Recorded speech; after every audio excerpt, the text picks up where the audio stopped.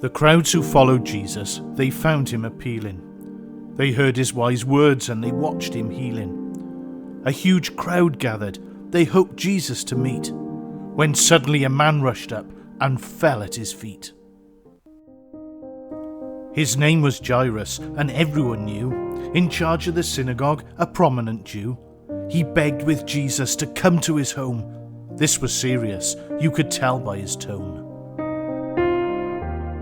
"It's my daughter," he cried. "She's close to death. She hasn't got much longer. She's fighting for breath. If you come to my home, if this favour you'll give, I know she'll be cured. I know she will live." Jesus started on the journey. The crowds all swept along. Something miraculous happened in the middle of that throng. "Who touched me?" Jesus said. "Someone touched my clothes." Although he asked the question, as God's son, he knows. A woman who'd been ill for years, in fact 12 years straight. She'd spent money on all sorts of cures, but still was in a state. She heard of Jesus' healing, and she didn't doubt his power. If she could just touch his cloak, she'd be healed that hour.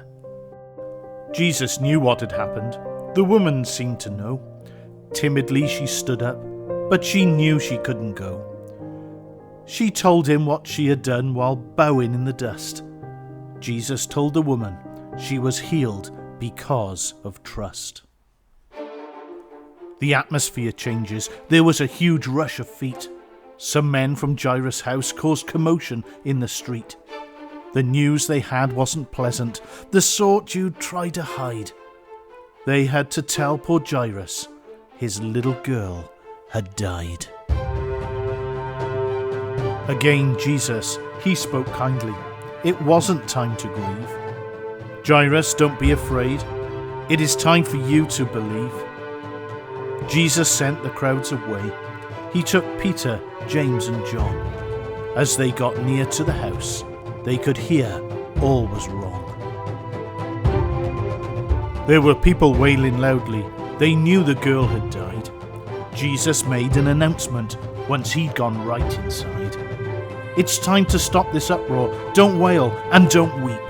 The little girl, she is not dead. She is just asleep." They laughed. They knew she'd died. Of this they had no doubt. But none of them knew Jesus, and he sent them all out. He took the parents of the girl and the 3 disciples too. They went to where the body lay. What would Jesus do? Jesus took her by the hand and did what only he could do.